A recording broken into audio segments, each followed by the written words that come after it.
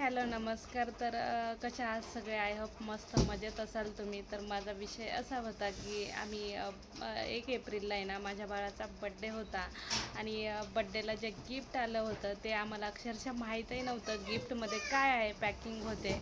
आणि ते बड्डे हॉलमध्ये केलं होतं आम्ही हडपसरला, पुण्यात आहोत आम्ही. तर मग बड्डे झाल्यानंतर आम्ही घरी आलो आणि पावसाच्या वातावरणामुळे ना, पावसामुळे गाडीतून उतरताना अक्षरशः घाईघाई उतरलो आणि घरात आलो पाऊस असल्यामुळे.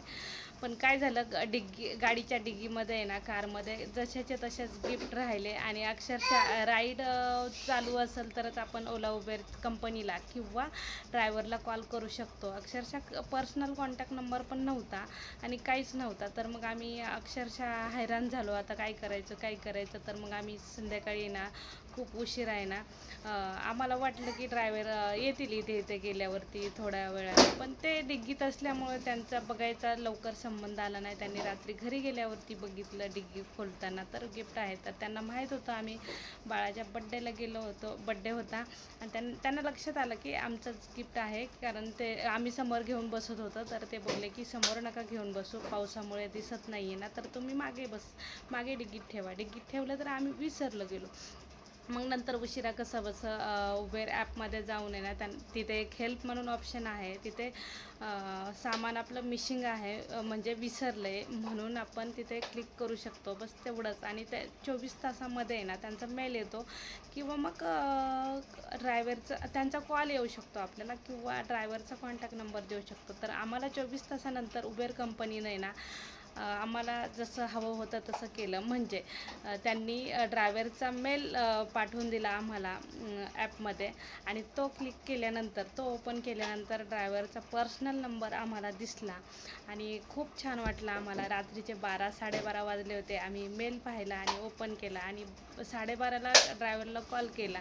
तर त्यांनी बोलले की माझी कशी राईड नंतर मग भोसरीला पडली, मग नंतर इकडे वाघोलीला, आणि मग मी राहतो हडपसरला. तर मग तो राहून गेला आणि नंबर पण नाही आहे. तर मग मला वाटलं तुम्ही उबेरशी कॉन्टॅक्ट वगैरे, ईमेल वगैरे काहीतरी करताल नाही का, हेल्प म्हणून. तर मग त्यांनी आम्हाला सांगितलं की बाबा मी ID कंपनीला गाडी लावलेली आहे. आठवड्यातून शनिवारी आणि रविवारीच मी राईड मारतो, नाहीतर माझी कंपनीला कंपल्सरी गाडी आहे.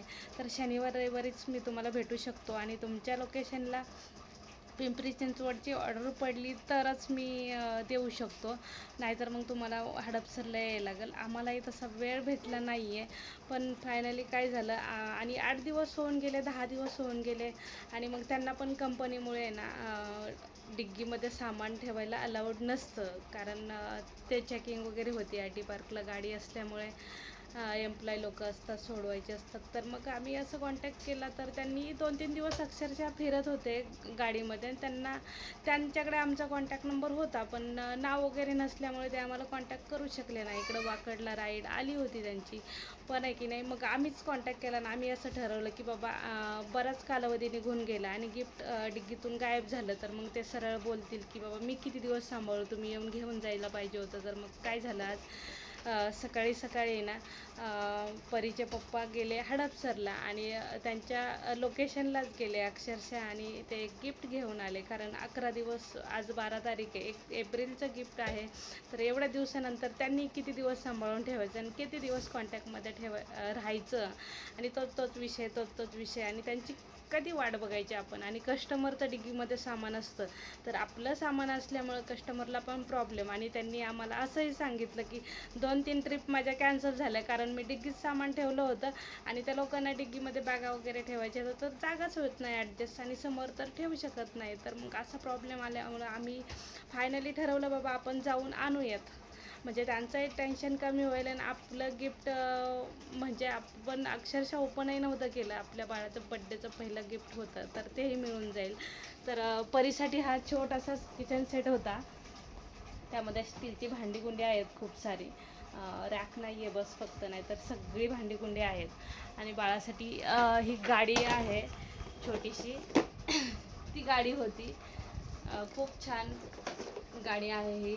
तर हे असं छोटे छोटे गिफ्ट जर नाही भेटले आपल्याला, तर आपल्या ते मनात राहतं. आणि उबेरवाल्यांनी ड्रायव्हरांचा ईमेल दिला 24 तासानंतर, म्हणून हे सगळं पॉसिबल झालं. नाही तर शक्यच नव्हतं हे सामान भेटणं. आणि कसं असतं माहिती आहे ना, डिग्गीमध्ये कोणीतरी काहीतरी ठेवलं आणि ड्रायव्हरचं लक्ष कंटिन्यू नसतं, ते एकानं सामान दुसऱ्यानं घेऊन गेलं तरी ते जबाबदार नाही येतं, किंवा त्यांनी नाही म्हणून जरी सांगितलं असतं ना तरी आपण काही बोललो नसतो. तर उबेरवाल्या दादांचं खूप सारं थँक्यू. ते उबेर चालवतात पण त्यांनी इमानदारीनं सामान घरी सांभाळून ठेवलं आणि सोबत पण फिरवलं. आणि शेवटी फायनली आम्हाला आमचं सामान भेटलं. तर मला खूप आनंद आहे. बाळाची छोटीशी गाडी होती आणि परी आता खेळण्यासारखी झाली 3 वर्षाची, तर तिला किचन सेट हा खूप इम्पॉर्टंट होता. तिला स्टीलचं पाहिजे होतं. आणि बड्डेच्या दिवशी तिनं अक्षरशः थोडंसं गिफ्ट ओपन पण केलं होतं. तिचं 8-10 दिवस हेच चाललं होतं, आमचं गिफ्ट कधी येईल, गिफ्ट कधी येईल, गिफ्ट कधी येईल. तुमचं पण असंच सामान मिस झालं तर तुम्ही उबेरशी हेल्पमध्ये जाऊ नये ना, एक सामान मिसिंग आहे म्हणून टाकू शकता आणि 24 तासात ईमेल किंवा कॉन्टॅक्ट नंबर तुम्हाला मिळेल. आणि आजकाल ऑनलाईन गोष्टी झाल्यामुळे ना हे शक्य होतं. नाहीतर पूर्वी कसं होतं ना, सामान गेलं तर गेलं, सोनं गेलं तर गेलं, अशा गोष्टी होत्या. आता तर थोडंसं सोपं झालं आहे. तर असा आहे आमचा गिफ्टचा प्रवास. 10-12 दिवसानंतर गिफ्ट भेटलं आहे, तरी आम्ही खूप हॅपी आहोत. कारण लहान मुलांचे गिफ्ट असं हरवणं किंवा विसरणं तर आईवडिलांना छान नाही वाटत आहे. आणि लहान बाळाला कळत असेल तर सारखं सारखं विषय काढतात. फायनली गिफ्ट आलं आहे आणि बाळ गाडीवर मस्त बसतं आहे आणि परीनं किचन सेट ओपन करून मस्त जेवण वगैरे बनवायला चालू केलं आहे. तर मग चला इथेच एंड करते. बाय.